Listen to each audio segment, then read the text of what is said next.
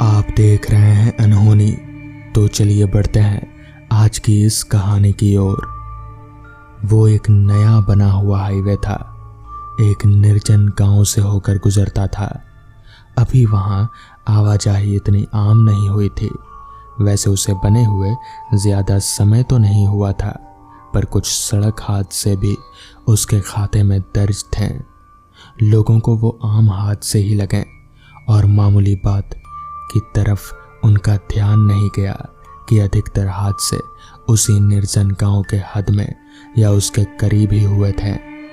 एक उमस भरा दिन, दोपहर का समय, जब एक कार उस हाईवे से गुजरती है।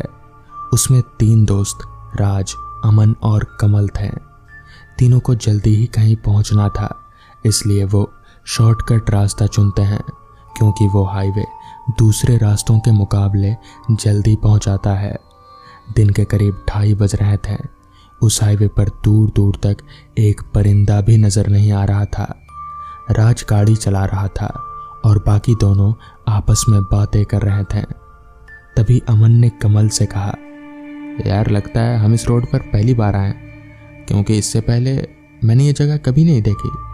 राज मिरर से उन दोनों की शक्ल देखते हुए बोलता है, हाँ तुम लोग सही कह रहे हो, हम इस रास्ते पर पहले कभी नहीं गए हैं, लेकिन आज मजबूरी में हमें यह रास्ता लेना ही पड़ा। हमें किसी भी तरह शाम से पहले हॉस्पिटल पहुंचना होगा। वहाँ मीरा जिंदगी और मौत के बीच झूल रही है। कमल ने राज की तरफ देखकर कहा, हाँ यार, लेकिन हुआ क्या? तूने हम लोगों को कुछ बताया भी नहीं और सीधे लेकर चला आया। तू परेशान था उस वक्त, इसलिए मैंने भी कुछ पूछा नहीं, लेकिन अब तो बता दे।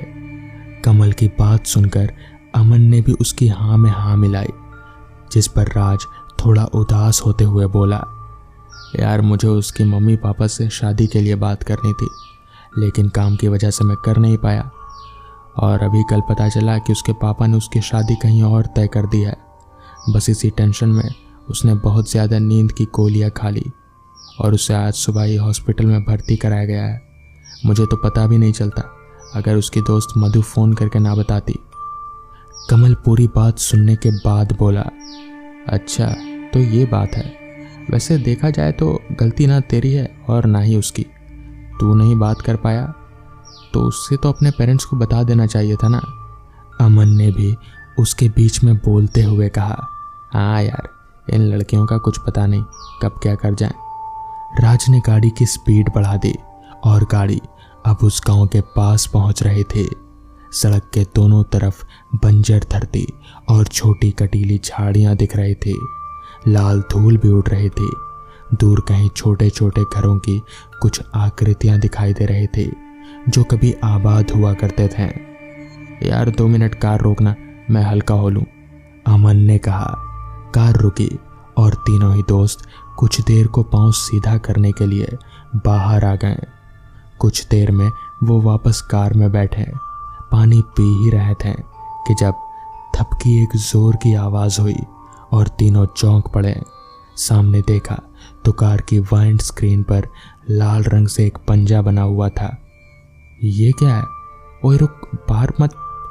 पर तब तक राज बाहर निकल चुका था। चारों तरफ देखा तो कुछ नहीं था। फिर उसकी नज़र नीचे पड़ी। कार के अगले चक्के के पास एक लड़की बेहोश पड़ी थी। ज़रूर उसी ने हाथ मारा होगा। उन सब ने फौरन उसे कार की पिछली सीट पर बैठाया। मुंह पर पानी के छींटे मारे। साफ दिख रहा था कि वो जख्मी थी। उसके सर से और कलाई से खून बह रहा था। उसे होश आया। लड़की बड़ी डरी सहमी सी थी। उसने डरते हुए कहा, मेरी बस का आगे एक्सीडेंट हो गया है, मुझे मदद की ज़रूरत है। मदद? कैसी मदद?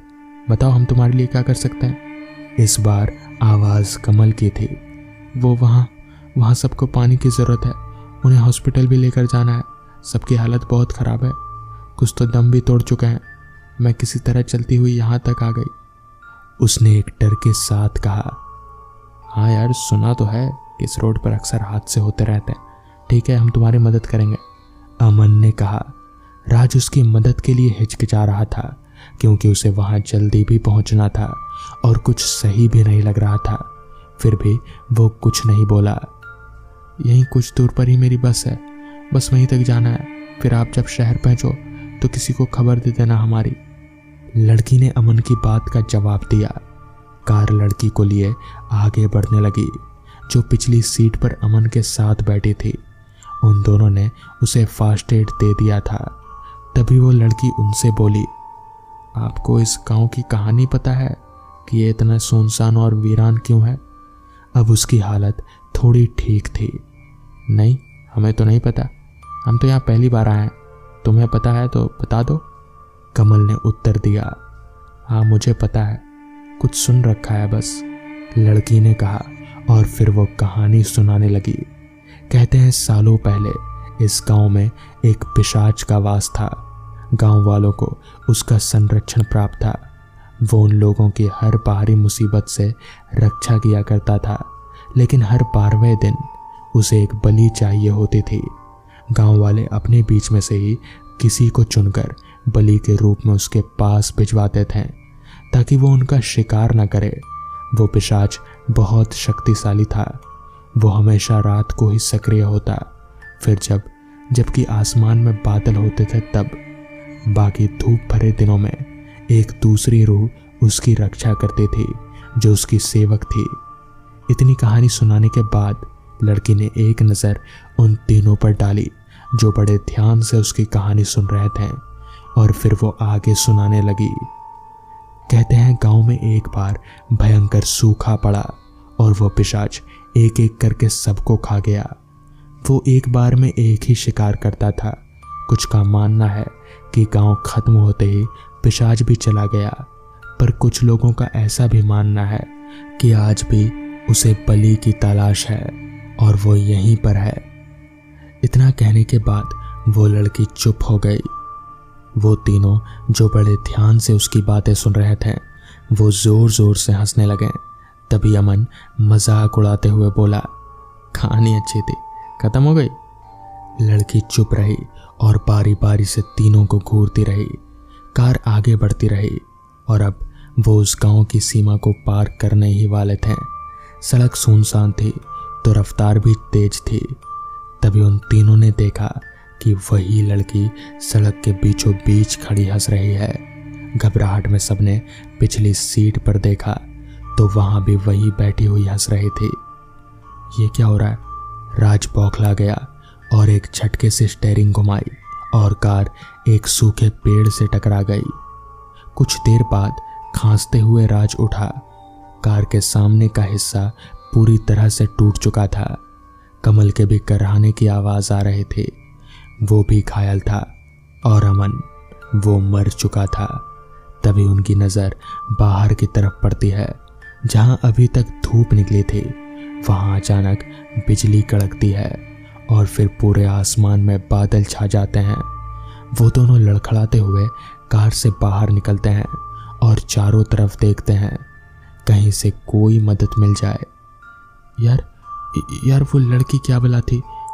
वो तो गायब हो गई। कमल बोला, गोली मार उसको, मौसम खराब हो रहा है, कहाँ जाएंगे?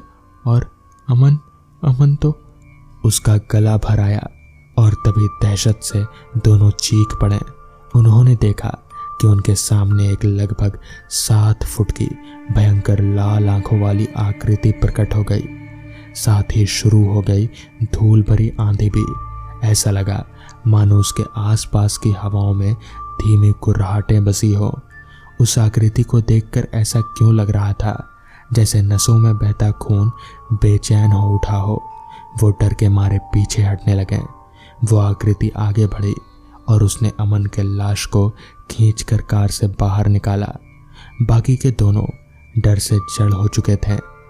आंधी रुक गई, साथ ही वो आकृति और अमन भी गायब हो चुके थे। दोनों दोस्त रोने लगे। वो घूमकर उस तरफ आए जिधर गायब होने से पहले अमन बैठा था और दोनों ही डरकर कुछ कदम पीछे हट गए। वहां कार पर कुछ खरोंचों के गहरे निशान थे, किसी जानवर के शक्तिशाली पंजों के निशान। यार एक मिनट, पूरा गांव तो पार हो गया, कोई बस तो दिखी नहीं। कमल हैरानी से बोला, इसका मतलब वो लड़की राज दहशत में फुसफुसाया। और वो आकृति चौमन को ले गई, जरूर वही पिशाच, कमल बोला और खुद ही डर गया। पर हमें क्यों छोड़ दिया, ये उन्हें समझ नहीं आ रहा था। तभी हवाओं में एक आवाज गूंजी, कहा था ना, एक बार में बस एक बलि। तो दोस्तों, ये थी आज की पहली कहानी। तो चलिए बढ़ते हैं आज की दूसरी कहानी की ओर।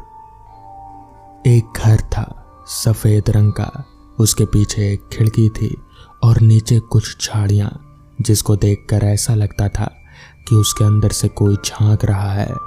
कभी उसकी आंखें तिरछी दिखती थीं तो कभी गोल घूमती, जबकि उस जगह तो कई सालों से एक परिंदा भी नहीं गया, इंसान तो दूर की बात है।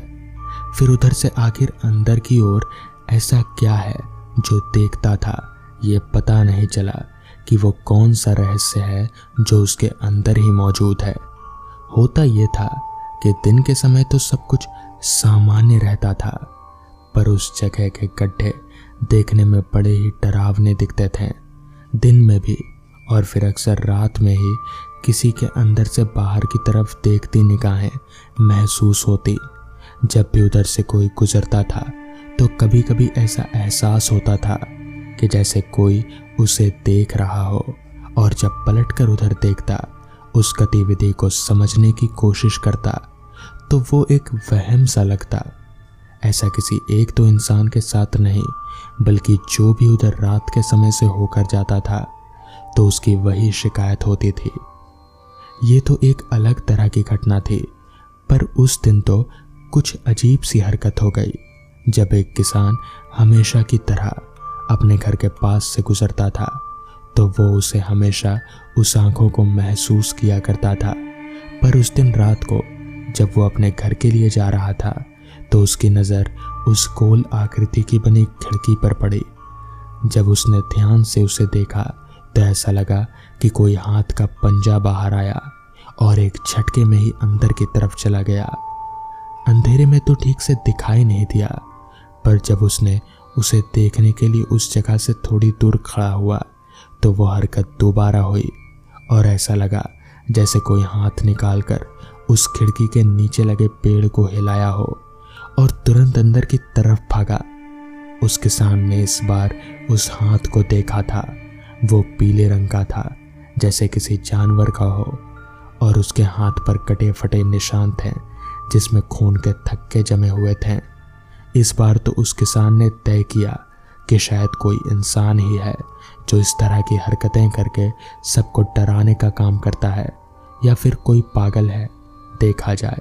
ये सोचकर वो आगे बढ़ा और उस खिड़की पर अपने दोनों हाथ रखा। उसके बाद अंदर देखने की कोशिश करने लगा। अंदर चारों तरफ अंधकार के अलावा कुछ भी दिखाई नहीं दे रहा था। इतना अंधेरा कि आंख खोलकर भी ऐसा लगता कि आंखों की रोशनी चली गई हो। उसे कुछ दिखाई तो नहीं दे रहा था, तो सोचा कि कल सुबह आकर इस मुद्दे को समझने की कोशिश करूंगा, और अपने सिर को बाहर की तरफ निकाल ही रहा था। उतने में ही नीचे से दो हाथ आकर किसी के गले को दबोचा। मुंह से चीख भी नहीं निकल पाई, इतनी मजबूत थी। गले का हर नस दबा हुआ था। बाहर हाथ पैर हवा में हिलने लगे और वो खुद को उस जगह से निकालने और उन दोनों हाथों को अपने गले से आजाद कराने की कोशिश करने लगा।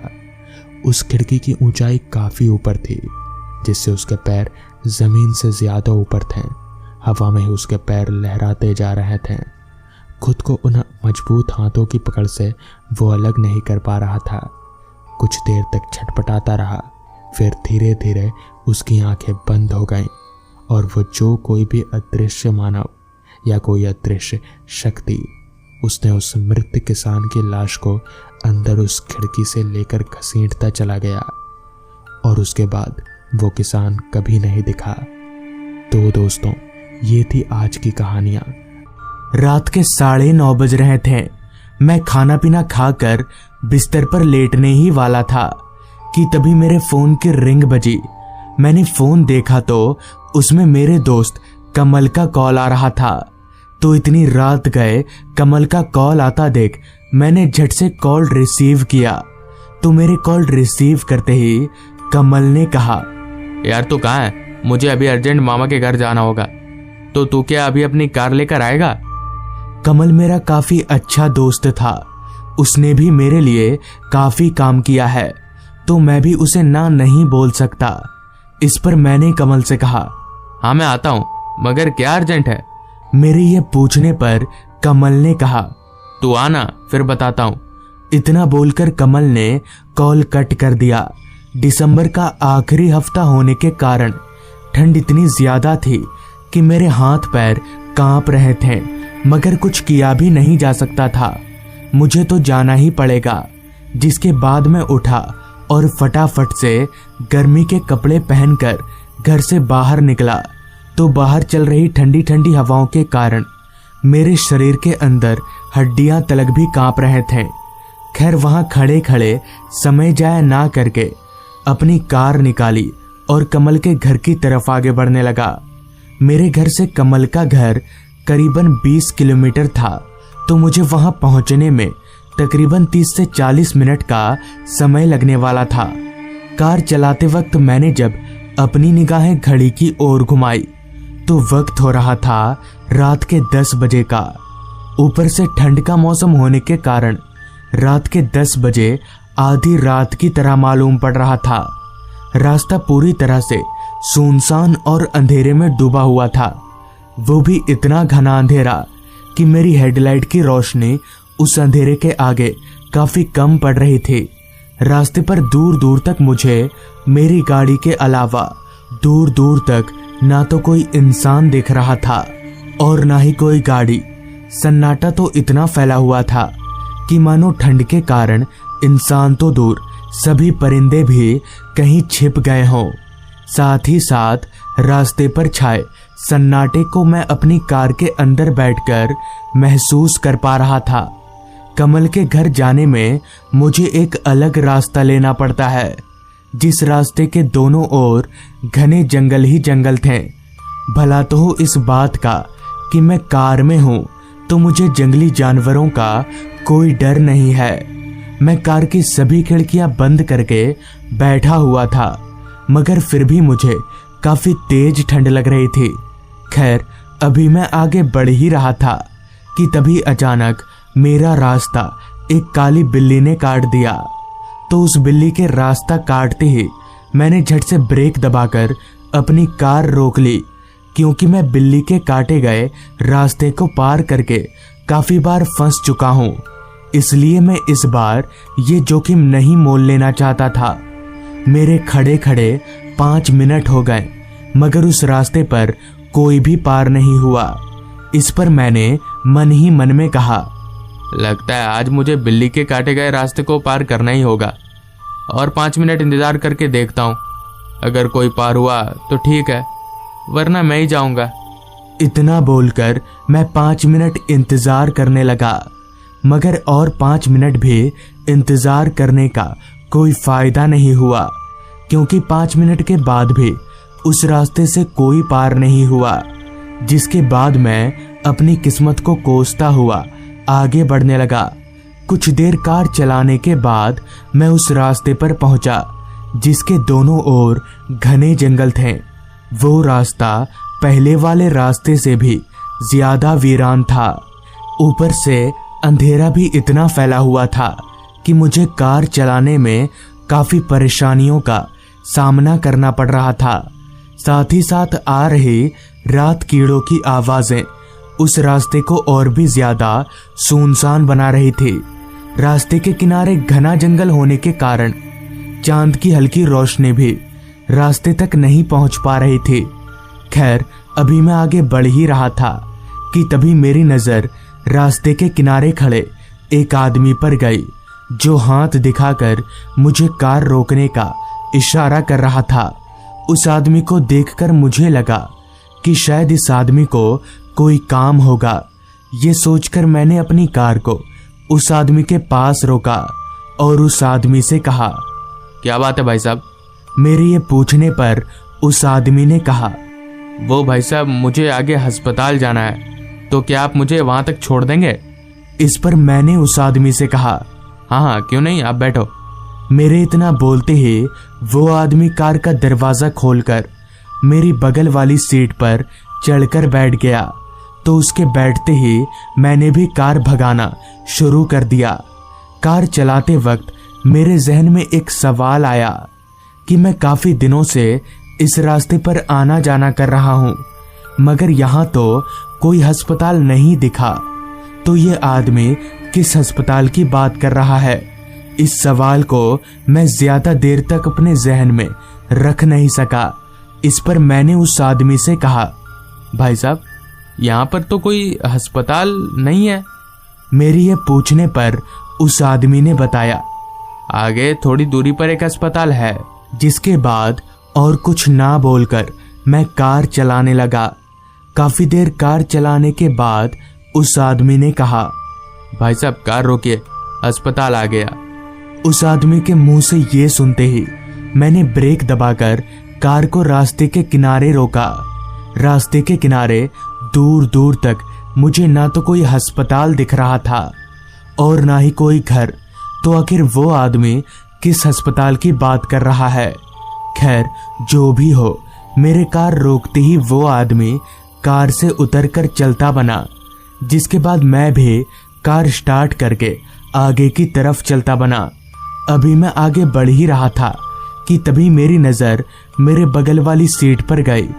तो मैंने देखा कि बगल वाले सीट पर एक थैला रखा हुआ है और वो थैला उसी आदमी का था, जिस पर मैंने अपने मन ही मन में कहा, मुझे ये थैला उस आदमी को देकर आना चाहिए, हो सकता है इसमें उसकी कोई जरूरी चीजें हों। इतना सोचकर मैंने वापस से कार रोका और थैला लेकर उस आदमी की तरफ चलता बना। कुछ कदम उस आदमी के पीछे पीछे चलने के बाद मैंने देखा कि वो आदमी एक पेड़ के नीचे बैठा हुआ है। उस आदमी को पेड़ के नीचे बैठा देख मैं काफी हैरान हुआ कि ये आदमी तो बोल रहा था कि इसे अस्पताल जाना है, तो फिर ये पेड़ के नीचे बैठकर क्या कर रहा है? खैर मैं चलकर उस आदमी के पास गया। वो आदमी अपने सर को नीचे झुकाकर बैठा हुआ था। इस पर मैंने उस आदमी से कहा, भाई साहब आपका थैला छूट गया था कार में।